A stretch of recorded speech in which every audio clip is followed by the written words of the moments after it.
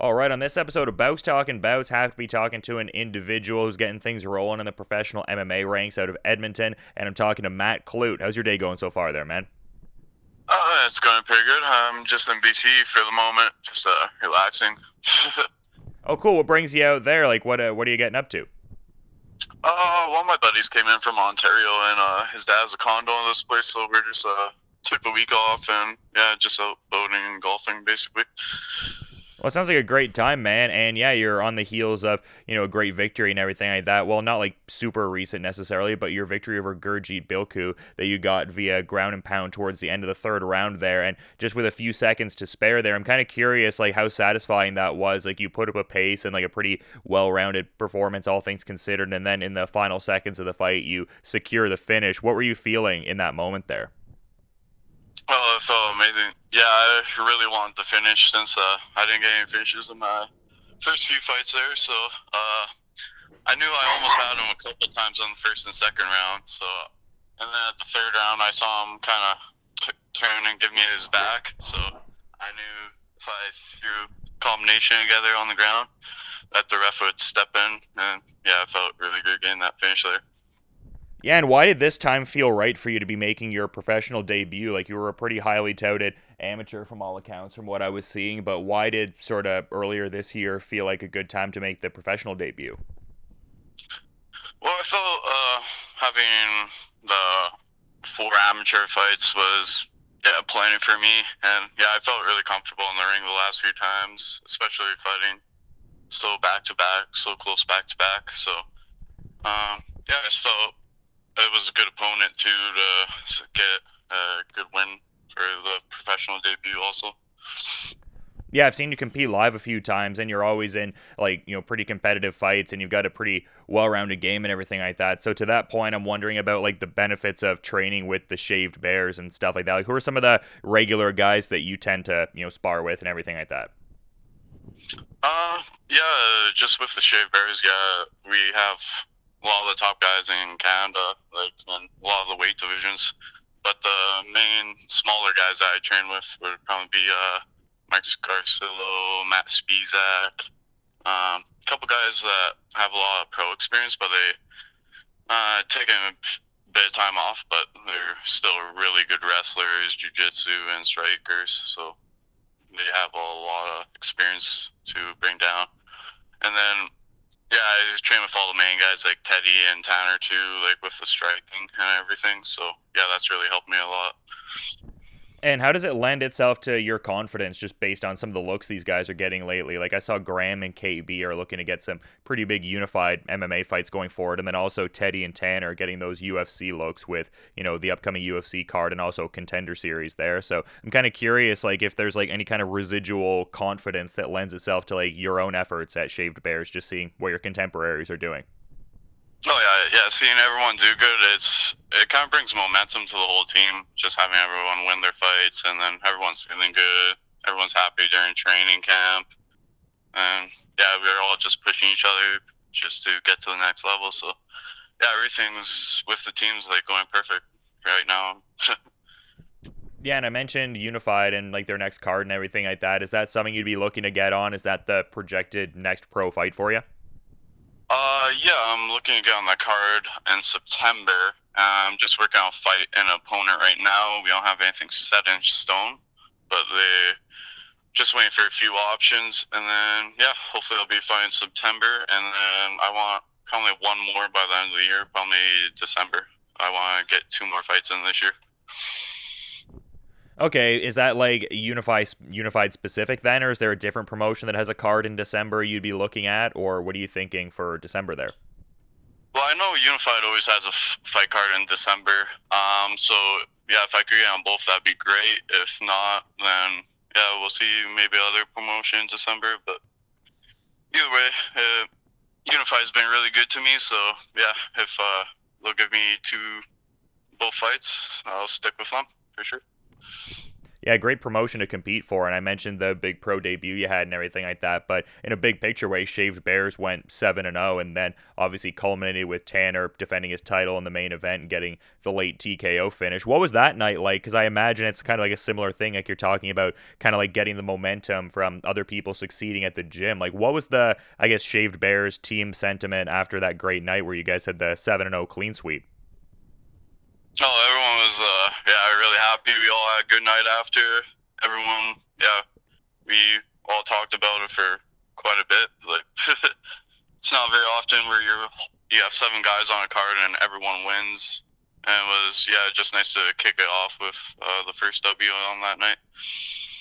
I'm thinking Jeff Montemuro was pretty happy with how things went.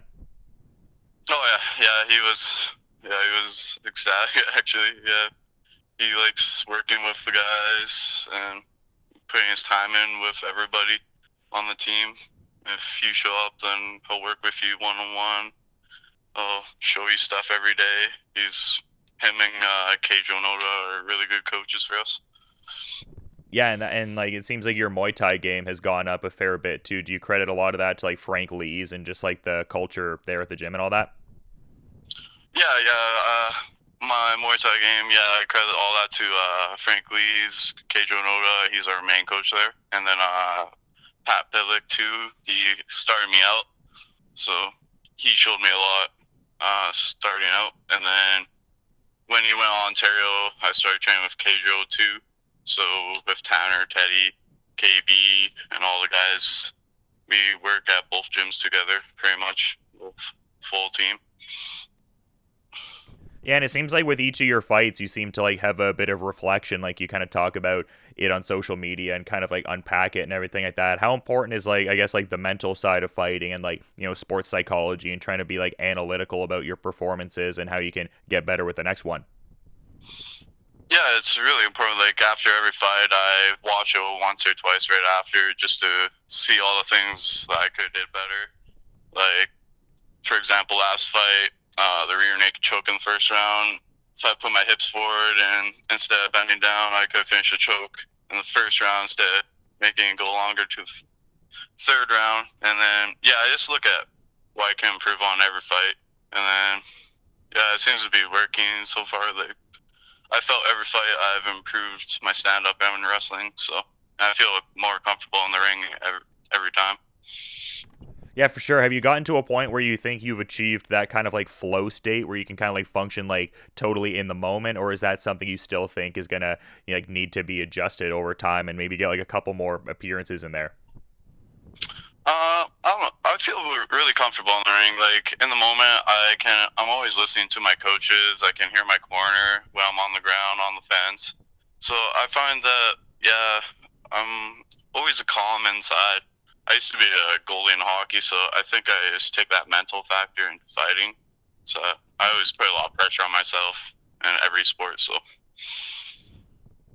Yeah, I get that for sure. And it seems like, I mean, obviously you mentioned like the hockey fandom, but it seems like you were an MMA fan for a while. I think I saw some throwback pics with like Vanderlei Silva and Martin Kampman and everything like that. So how does it feel to be where you're at now and be getting, you know, some experience as a professional fighter?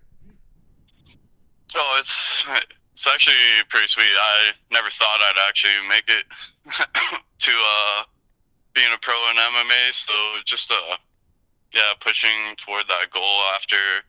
Because I started pretty late. I started when I was like 21, so yeah, I never knew if I was too old just to start training and get some pro fights in. But now that I'm here, I think I can start going further. Maybe potentially fight for a belt one day, and then yeah, see where it goes from there. Right now, I just want to put some wins together and yeah, try and go undefeated as long as I can. Yeah, for sure. Do you remember if there was any kind of distinct moment, like if there was a like between that change of you thinking, oh well, maybe I'm too old to like be initially getting into this. I don't know what it'll turn into versus where you're at now, where it seems like you're more confident and thinking you'll get like a few victories, maybe get like a championship going at some point type of thing. Was there like a distinct moment, or was it kind of like a gradual transitioning into that mindset?